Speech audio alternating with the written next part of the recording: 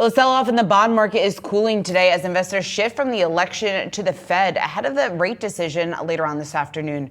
Joining us now, we want to bring in Janet Rilling, Allspring Global Investments Head of Plus Fixed Income Senior Portfolio Manager. It's great to have you here, Janet. Let's talk about maybe what the bond market is telling us versus what maybe the more realistic expectations are at this point. How are you approaching what we'll likely hear from Powell and how you see the next several months playing out?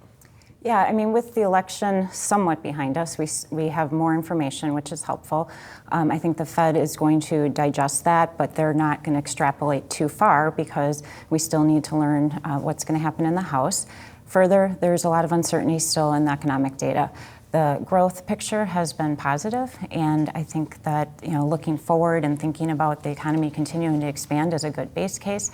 But the Fed certainly wants to move their rate off of what they view now as restrictive. So they're, all else equal, they want to cut rates. The expectation today is 25. I think likely in December 25.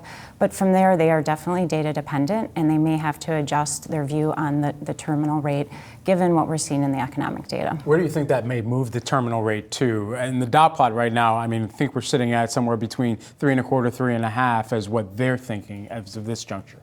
Yeah, I think above that, maybe we've got another 100 basis points of rate cuts if the trajectory continues with the growth picture. Employment is key here. We've had a noisy job report, so getting another one without the strikes and the hurricanes, I think, will be quite helpful to give them more information.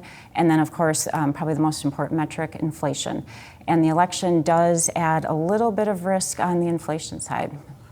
Typically, the Fed would need to cut rates in order to spur demand. It seems like what we've continued to hear is a resilient labor economy, and then additionally a resilient consumer as well. And of course, it's we can't just paint the consumer with a broad brush. There are areas where there is severe deterioration, especially in the low-end cohort. But all of these things considered, what do you think that means for the type of further pullback or type of further deterioration that the Fed would need to see, at least within their dual mandate in employment, maximum employment, and inflation, and tempering that and stable prices in order for them to get to some of the eventual terminal rate that they're looking for?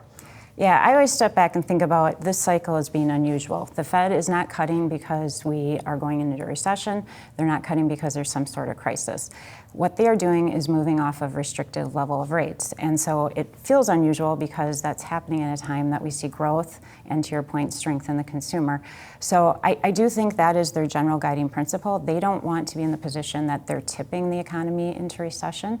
So their goal is to get off of that restrictive level. But the crosswinds and the thing they have to really balance is if the economy is accelerating, are they adding fuel to potential price increases down the road? Have your forecast or expectations for inflation changed?